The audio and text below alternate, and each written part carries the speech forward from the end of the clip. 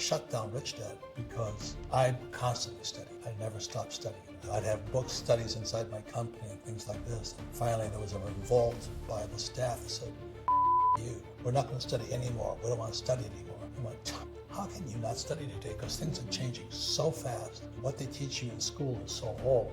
And so seminars are how you stay ahead of the time and all this. And I keep talking to her, she's always studying. Stay relentless. We can truly create the life that we want. We maybe can't have it all at once, and there's always a sacrifice and a price to be paid. And it's always about who, not how, because we don't always know exactly what to do. But if we can find the right who's to help us accomplish our goals or help us learn and grow, and also the right who's who we can serve and be very valuable to them, then you can accomplish whatever you want.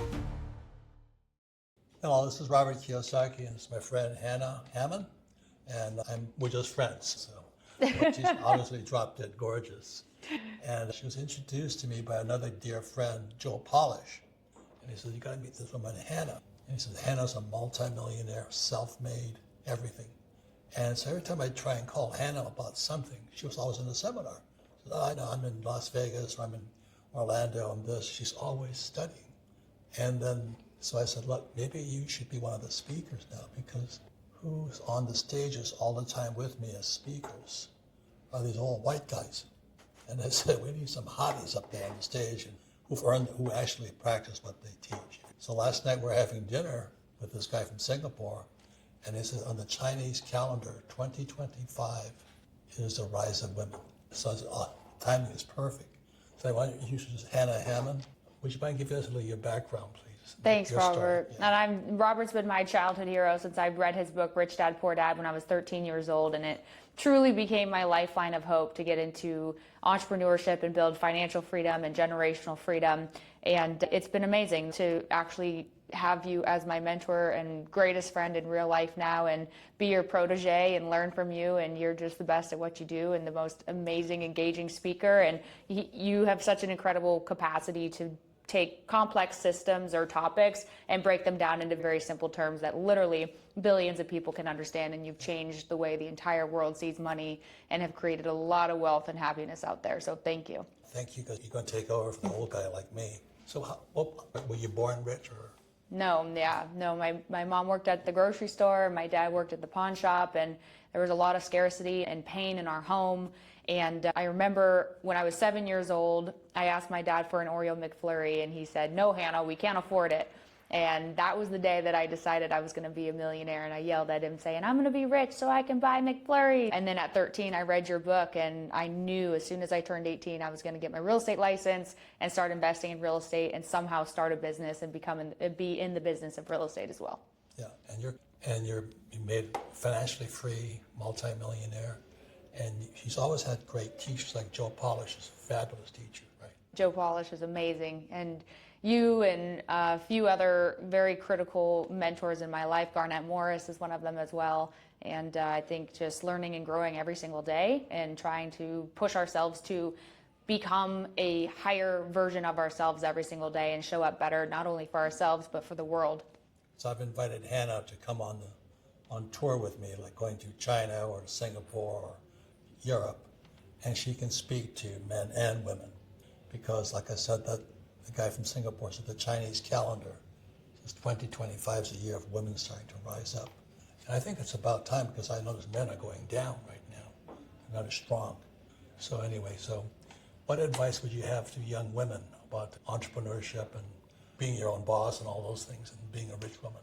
Stay relentless. You can have whatever you want. I think in this world we can truly create the life that we want. We maybe can't have it all at once, and there's always a sacrifice and a price to be paid, but it's all about embracing the wind, embracing the storms. We're here on the Real Estate Investor Summit Cruise, and that's the theme of this year, is navigating the winds of change. And when we're able to master the craft of embracing the wind and learning how to adapt our sails and tack, which is a sailing method where you move forward even when the wind is against you, then anything is possible. And just staying absolutely tenacious and relentless and surrounding yourself with the people that are going to help you grow and learn. And because people want to see you succeed and people want to help you. And it's always about who, not how. Because we don't always know exactly what to do, but if we can find the right who's to help us accomplish help our goals or help us learn and grow, and also the right who's who we can serve and be very valuable to them, then you can accomplish whatever you want. Also, you're always in seminars, right? Always learning. Every single day I'm learning, yeah. And this is the reason it was near and dear to my heart, is because I shut down Rich Dad because I'm constantly studying. I never stopped studying. And I'd have book studies inside my company and things like this. And finally, there was a revolt by the staff that said, fuck you. We're not going to study anymore. We don't want to study anymore. I went, how can you not study today? Because things are changing so fast. What they teach you in school is so old. And so seminars are how you stay ahead of the time and all this. And so meanwhile, my company was saying F you to me about studying. And I keep talking to her. She's always studying. So I think that's why I wanted to have her, because you're actually like the people studying today with the class, right? But today's the first time she's going to be a teacher. Yeah, right? Yeah, I'm excited. Talking about the 2025 CRE Lending Playbook and how to navigate the winds of change. And then what kind of business are you in right now? What is HB Capital? Yeah, so HB Capital is a commercial finance company. So we help raise capital for commercial real estate projects, both on the debt side and the equity side, and all asset classes nationwide, from $1 million to $100+ million loans in different development projects. So it's a lot of fun, and came from the commercial real estate brokerage side. I still am an owner of a commercial real estate brokerage in Arizona, and have been an investor since I was 18, all thanks to you. Oh, thank you. And the other part about it is she's going to speak. I said, it's a little too narrow to raise hundreds of millions of dollars. So I'm asking her topic to be entrepreneurship, because a lot of times men are more entrepreneurs, but also how to raise capital. Because raising capital is one of the main things an entrepreneur does. And if a person can't raise capital, it keeps them very small. Would you say that's true? Oh yeah, you taught me that. Raising capital, sales, and public speaking are three of the greatest skills that an entrepreneur or a person in general can develop. And we're always selling, and we're always, to scale, you have to be able to raise capital, whether that's financing capital or equity capital for real estate investment projects or business endeavors or anything like that. So it's a very important skill. It's a very hard skill. If I put out on my social media that I have a client looking to invest a couple $1 million of capital, there's thousands of messages pretty much that just start flooding in. So in every single market, whether up market, down market, sideways market, everybody always is looking for capital, and it's a skill that's very important. Yeah. So we're talking about gold and silver in here, and the parlance to the language, you're a silver stacker, you're a gold stacker. But really, to be an entrepreneur, you have to be a skilled stacker. So when I was coming out of I flew for the Marine Corps, and this is in the 70s. My poor dad says, oh, you're going to fly for the airlines. I said, I don't want to fly for the airlines. He said, go back to school and get your PhD. I said, I don't want to do that. And my rich dad said, I said to my rich dad, I want to be an entrepreneur. And he says, the reason most people don't make it as entrepreneurs, or they stay small, is they don't have the skill set. So that's why in 1974, my rich dad said to me, if you're going to be an entrepreneur, before you get out of the Marine Corps, learn how to sell. So that's why when I was leaving the Marine Corps, I wanted to get hired by Xerox, because Xerox had, at that time, one of the best sales training programs in the world. At the same time, I was doing personal development workshops to clear out the inside of me. I was trying to clear out the inside of me. You do the same thing when you clean yourself out, your emotions and stuff, whatever. Yeah, the inner work, the real hard work. Is inside of you. Yeah, because part of my mission in life is to reach my highest potential and help other people live theirs, and not only create generational wealth, but also to create generational freedom. And freedom is a multifaceted concept, and it's a very complex concept that encompasses many different aspects of life, but a lot of freedom is internal, and wealth is a big piece of it. There's financial freedom, but there's internal freedom too, and that's healing generational trauma, that's forgiveness, that's learning how to be connected to. Yeah, you and I had the same situation. When I was working on me, because a lot of people just work on their skills, but you have to work on yourself.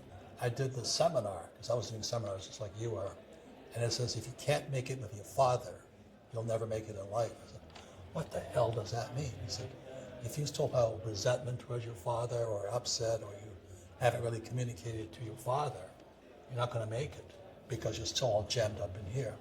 So this is back in the 70s. I had to make an appointment with my father, a poor dad, and tell him all the things I hated about him, why I was pissed off at him. I didn't like the way he treated my mom. And we just came clean. I was sobbing my eyes out because it's all that pain of my father. And that's what set me free. So the reason I bring all this up is stacking skills or getting successful is outside, but it's also inside.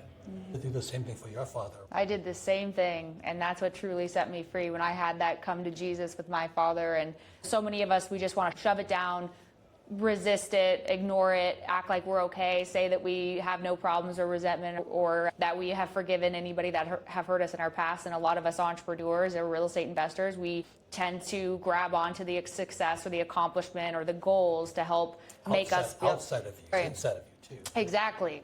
But when you eventually you realize, okay, now I'm achieving this wealth or this success, but there's still something wrong inside. There's still something off, or that buzz inside of me, that tension inside of me. And I had that talk with my father as well, and that's when I became free. And it was a long journey. It wasn't that easy to just do that. There's therapy and meditation, and we go to retreats and stuff where they clear energy out of your body, and it's a whole process. But it is the linchpin of truly being able to live an incredible life and not only reach your highest potential financially, but spiritually and emotionally and relationally with your family and those that you love. So and a lot of people don't talk about it, especially a lot of men that are in the entrepreneur space. They think it's woo, but really the strongest men are the ones like you who actually do the work and focus on the inner work and heal themselves so they can be their best and show up the best and serve the best.